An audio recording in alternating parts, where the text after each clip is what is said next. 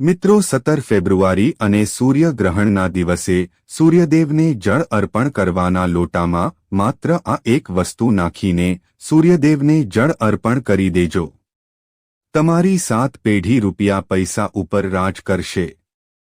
તમે જીવનમાં નહીં ધાર્યું હોય તે કામ થઈ જશે. આ વખતેનું સૂર્યગ્રહણ 300 વર્ષ પછી એક ખાસ સંયોગમાં બનવા જઈ રહ્યું છે. અને આવો દિવસ આખા વર્ષમાં માત્ર એક જ વખત આવે છે. તો આ અવસર તમારે ચૂકવો ન જોઈએ. અને આ સૂર્યગ્રહણના દિવસે એક ખાસ ઉપાય જરૂર કરી લેજો, જેથી તમારા પર સૂર્યનારાયણની કૃપા સદાય બની રહે. મિત્રો, 17 ફેબ્રુઆરીનો દિવસ અત્યંત પવિત્ર દિવસ છે, જેનું ખૂબ જ મોટું અને વિશેષ મહત્વ છે. કારણ કે આ દિવસે વર્ષનું સૌથી મોટું અને પહેલું સૂર્યગ્રહણ પણ થવાનું છે. મિત્રો, આવો દિવસ આખા વર્ષમાં માત્ર એક જ વાર આવે છે. અને શાસ્ત્રોમાં એવું કહેવામાં આવ્યું છે કે જે વ્યક્તિ આ દિવસે સૂર્ય ભગવાનની પૂજા ઉપાસના કરે છે અને સૂર્ય ભગવાનને જળ અર્પણ કરવાના પાત્રમાં માત્ર આ એક ચમત્કારિક વસ્તુ નાખે છે, તે વ્યક્તિ પોતાના જીવનમાં દરેક ભૌતિક સુખ સુવિધાઓ પ્રાપ્ત કરે છે. ભગવાન શ્રી સૂર્યનારાયણની કૃપાથી તમારી બધી મનોકામનાઓ પૂર્ણ થશે. તમામ કષ્ટો અને પરેશાનીઓથી હંમેશા માટે તમને મુક્તિ મળશે. ભગવાન શ્રી હરિ વિષ્ણુ અને માતા લક્ષ્મીજીની કૃપાથી તમારા જીવનમાં એટલી બધી સુખ સમૃદ્ધિ આવશે કે તમે તેને સંભાળી નહીં શકો. કારણ કે આપણા હિન્દુ ધર્મમાં જો કોઈ સૌથી પવિત્ર અને પાવન પુસ્તક છે જેને સ્વયં ભગવાનની વાણી કહેવામાં આવે છે તો તે છે વેદ. આપણી સંસ્કૃતિમાં કુલ 4 વેદોનું વર્ણન છે અને આ 4 વેદોમાં ભગવાન શ્રી સૂર્યનારાયણનું વર્ણન છે. યજુર્વેદમાં કહેવામાં આવ્યું છે કે સૂર્યદેવની મદદથી સમગ્ર બ્રહ્માંડનું સંચાલન થાય છે. સૂર્યપુરાણ અનુસાર સૂર્યને જ સમગ્ર જગતની ઉત્પત્તિનું એકમાત્ર કારણ ગણાવ્યા છે અને તેમને જ સમગ્ર જગતની આત્મા તેમજ બ્રહ્મ તરીકે વર્ણવવામાં આવ્યા છે. સૂર્યપુરાણ અનુસાર સમગ્ર સૃષ્ટિનું સર્જન ભગવાન શ્રી સૂર્યએ જ કર્યું છે અને તેઓ જ તેનું પાલન પણ કરે છે. તેથી દરેક મનુષ્ય પોતાના જીવનમાં નિયમિત રૂપે દરરોજ ભગવાન શ્રી સૂર્યને જળ અવશ્ય અર્પણ કરવું જોઈએ. પરંતુ જો દરરોજ જળ અર્પણ કરવું શક્ય ન હોય તો કોઈ ખાસ દિવસે, જેમ કે સૂર્યગ્રહણના દિવસે એટલે કે 17 ફેબ્રુઆરીના દિવસે ભગવાન શ્રી સૂર્યદેવને જળ અવશ્ય અર્પણ કરવું જોઈએ. આજના આ વિડીયોમાં અમે તમને ભગવાન શ્રી સૂર્યનારાયણને જળ અર્પણ કરવાના ફાયદાઓ વિશે જણાવવાના છીએ. સાથે જ આજના આ વિડીયોમાં અમે તમને ભગવાન સૂર્યદેવને માત્ર એક લોટો ચડાવીને તમારા જીવન સાથે જોડાયેલી તમામ પરેશાનીઓ દૂર કરવાનો સૌથી સરળ ઉપાય પણ જણાવવાના છીએ. તમારી તમામ સમસ્યાઓનું નિવારણ તમે આ સૂર્યગ્રહણના દિવસે સૂર્ય ભગવાનને માત્ર એક લોટો જળ ચઢાવીને કરી શકો છો. તો આ વિડીયો તમારા માટે અને તમારા આખા પરિવારના દરેક સભ્ય માટે અત્યંત મહત્વપૂર્ણ રહેવાનો છે. તેથી આ વિડીયોને અંત સુધી જરૂર જુઓ અને તેને તમારા મિત્રો અને સ્નેહીજનો સાથે પણ જરૂર શેર કરો, જેથી તેઓ પણ આ વિડીયોમાં જણાવેલા ઉપાયો કરીને પોતાના જીવનમાં સકારાત્મક બદલાવને આમંત્રિત કરી શકે. પરંતુ મિત્રો, વિડીયોમાં આગળ વધતા પહેલા જો તમે પણ તમારા જીવનમાં ભગવાન શ્રી સૂર્યનારાયણની વિશેષ કૃપા પ્રાપ્ત કરવા માંગો છો તો કોમેન્ટ બોક્સમાં જય શ્રી સૂર્યદેવ ભગવાન અને તમારા કુળદેવીનું નામ જરૂરથી લખજો. સાથે આ વિડીયોને લાઇક કરજો અને ચેનલને પણ જરૂરથી સબસ્ક્રાઇબ કરજો. મિત્રો, પરમ તેજસ્વી સૂર્યદેવના ગુણોનું વર્ણન કોઈ એક મુખથી નથી કરી શકાતું.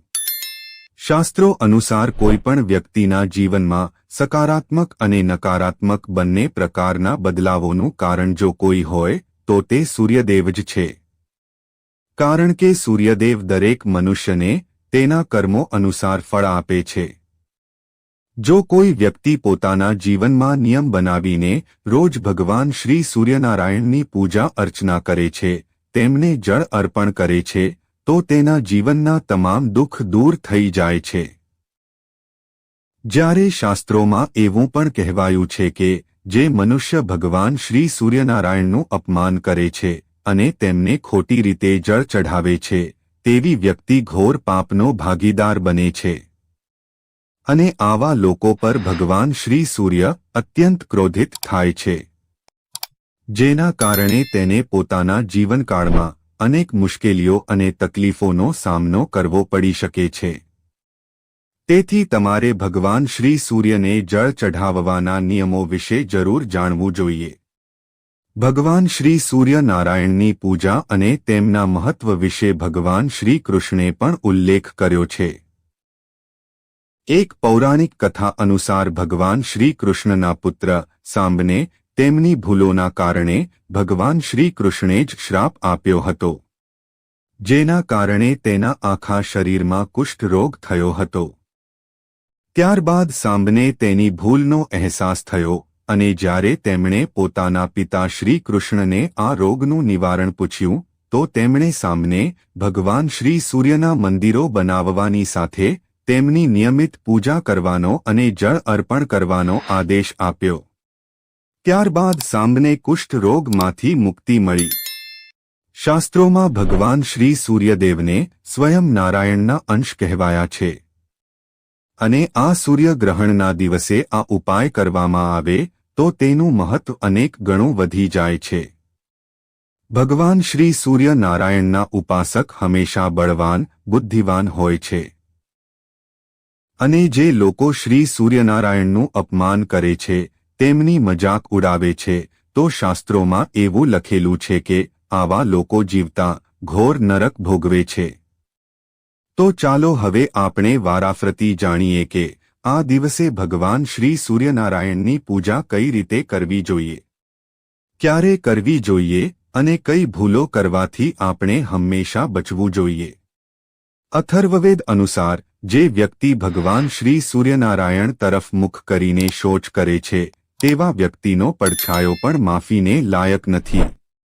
તેથી આવી ભૂલ કરવાથી તમારે હંમેશા બચવું જોઈએ. જ્યારે સૌર ધર્મના સદાચરણ ભાગમાં આપણને ભગવાન શ્રી સૂર્યનારાયણને જળ ચઢાવવાના કેટલાક નિયમો વિશે જાણવા મળે છે.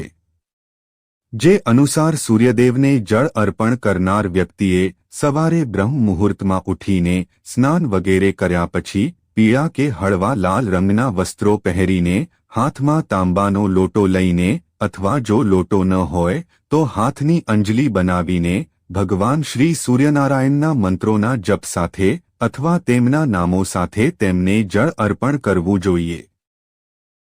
જળ અર્પણ કરતી વખતે આપણે ખાસ ધ્યાન રાખવું જોઈએ કે જે જળ તમે સૂર્યદેવને અર્પણ કરી રહ્યા છો તેના છાંટા તમારા પર ન પડે, કારણ કે જો આવું થાય તો તે ભગવાન શ્રી સૂર્યનારાયણનું અપમાન ગણાય છે.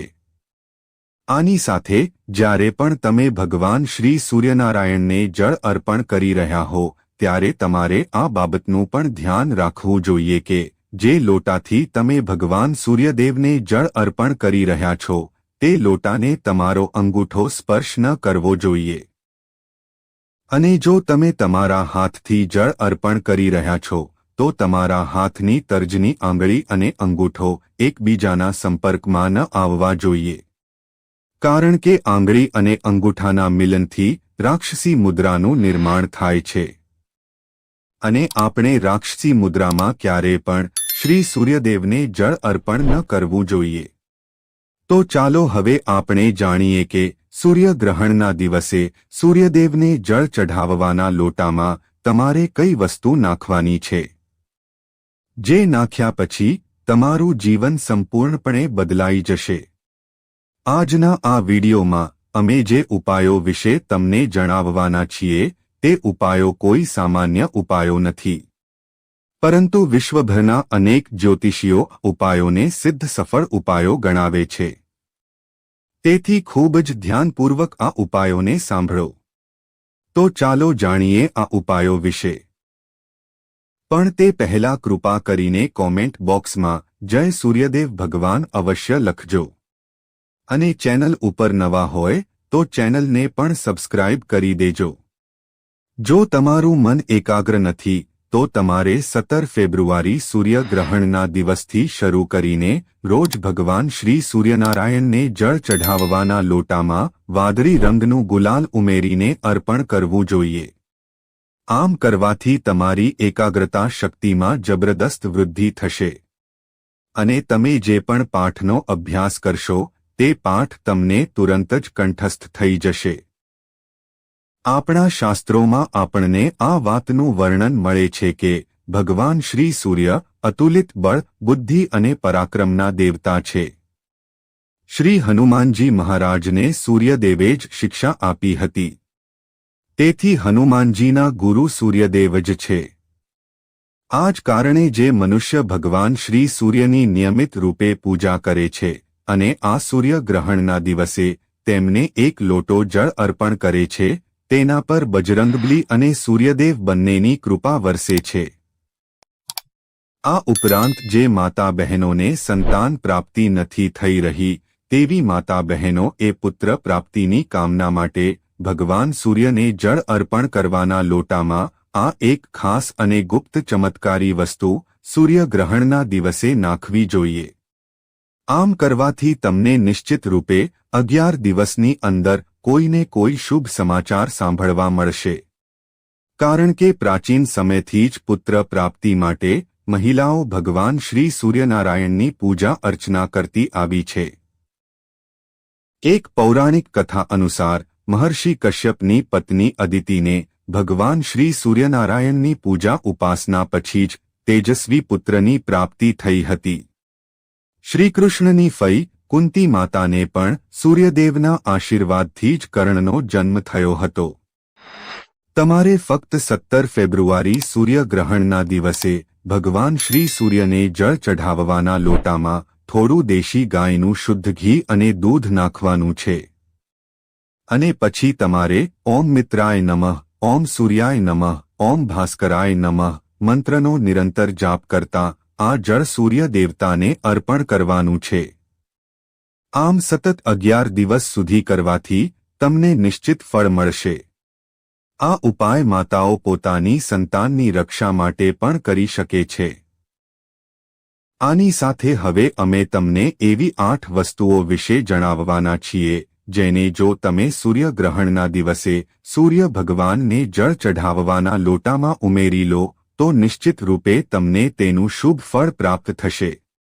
આપણા શાસ્ત્રોમાં સૂર્યને જળ ચઢાવવાના અનેક વૈજ્ઞાનિક અને આધ્યાત્મિક લાભો જણાવવામાં આવ્યા છે, જેને આપણે આજના આ વિડીયોમાં એક પછી એક જાણવાનો પ્રયાસ કરીશું।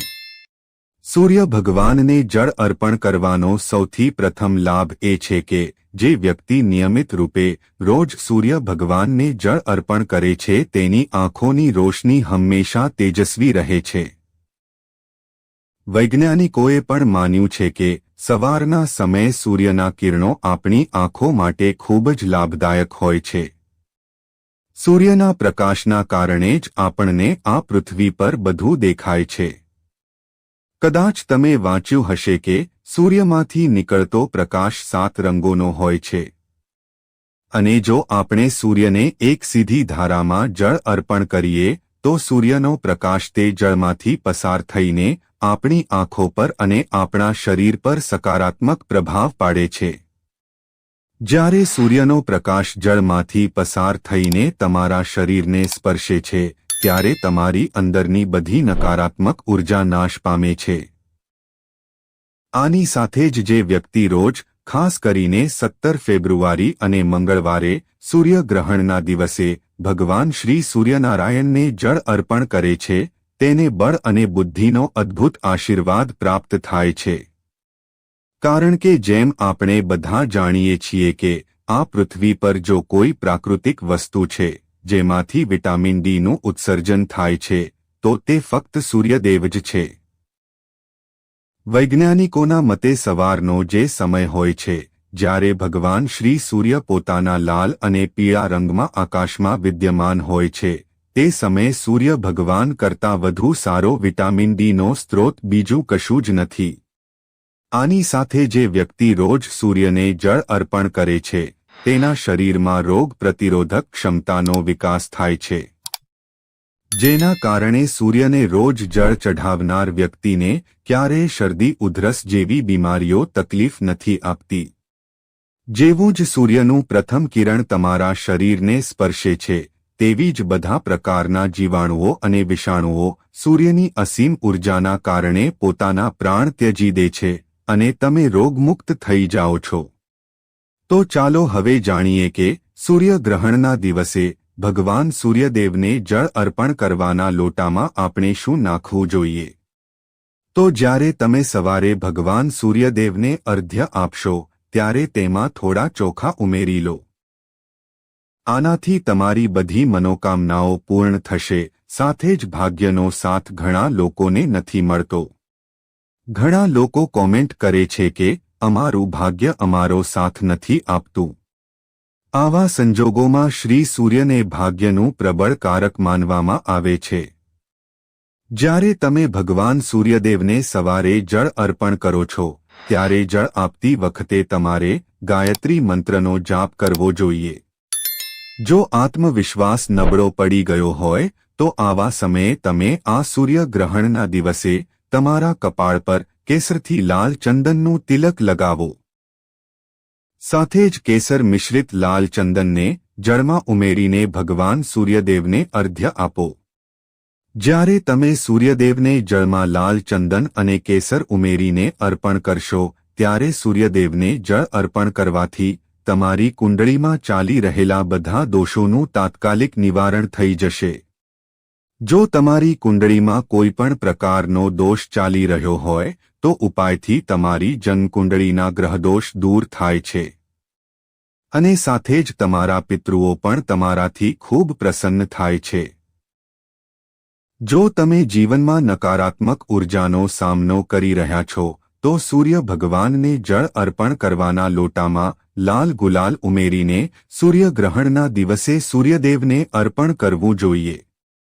જો લાલ ગુલાબ ન હોય તો તમે લાલ જાસૂદના ફૂલ પણ ઉમેરીને અર્પણ કરી શકો છો. જો તમે ધનની કમીથી પરેશાન છો તો તેમાંથી છુટકારો મેળવવા માટે જળમાં ખાંડ ઉમેરીને સૂર્યદેવને આ ગ્રહણના દિવસે અર્ઘ્ય આપવું અત્યંત લાભદાયક છે. આનાથી વ્યક્તિની આર્થિક સમસ્યાઓ દૂર થાય છે. સૂર્યને અર્ઘ્ય આપતી વખતે જળમાં કેટલીક વસ્તુઓ જેમ કે હળદર, કુમકુમ, અક્ષત વગેરે ઉમેરવામાં આવે તો લગ્નમાં આવતી અડચણોથી લઈને નોકરીમાં આવતી સમસ્યાઓ સુધીની મુક્તિ મળે છે. આની સાથે સૂર્યગ્રહણના પવિત્ર દિવસે તમારે તમારા ઘરેથી ખાંડ કે ગોળ ખાઈને નીકળવું જોઈએ. જેમ કે સવારે તમે થોડો ગોળ, ખાંડ કે કોઈ મીઠી વસ્તુ અથવા મીઠાઈ ખાઈ લો છો તો આનાથી તમારી કુંડળીમાં ભગવાન સૂર્યદેવનું સ્થાન મજબૂત થાય છે. સૂર્યદેવનો ભાવ બળવાન બને છે. આ ઉપરાંત સૂર્યગ્રહણના દિવસે તમે ભગવાન સૂર્યદેવને તાંબાના પાત્રમાં થોડી હળદર અને લાલ ફૂલ ઉમેરીને જળ અર્પણ કરવું. તમે કોઈ પણ લાલ ફૂલ લઈ શકો છો, ગુલાબનું હોય કે જાસૂદનું. જે પણ લાલ પુષ્પ તમારી પાસે ઉપલબ્ધ હોય તેને તાંબાના પાત્રમાં ઉમેરીને થોડી હળદર અને ચોખા, જેને આપણે અક્ષત પણ કહીએ છીએ, તે પણ ઉમેરી શકો છો. આમ કરવાથી સૂર્યગ્રહ બળવાન બને છે, જેનાથી તમારો આત્મવિશ્વાસ વધે છે. અને જ્યારે આપણો આત્મવિશ્વાસ વધે છે ત્યારે આપણને રોગોથી મુક્તિ મળે છે, શત્રુઓથી છુટકારો મળે છે. જો તમે ઈચ્છો છો કે તમને સૂર્યગ્રહનો પૂર્ણ લાભ મળે, ભલે તમારી જન્મકુંડળીમાં સૂર્ય મજબૂત સ્થિતિમાં હોય તો પણ આ સૂર્યગ્રહણના દિવસથી શરૂ કરીને તમારે આદિત્ય હૃદય સ્તોત્રનો નિયમિત પાઠ અવશ્ય કરવો જોઈએ. તો મિત્રો, જો તમને આ વિડિયો પસંદ આવ્યો હોય તો વિડિયોને લાઇક અને શેર જરૂરથી કરજો. અને કોમેન્ટ બોક્સમાં જય શ્રી લક્ષ્મી માતા અને જય શ્રી હરિ વિષ્ણુ ભગવાન જરૂરથી લખજો. સાથે અમારી ચેનલને સબસ્ક્રાઇબ કરીને બાજુમાં આપેલા બેલ આઇકનને પ્રેસ કરી ઓલ ઉપર સેટ કરી દેજો, જેથી તમને નવા વિડિયોની નોટિફિકેશન તરત જ મળે।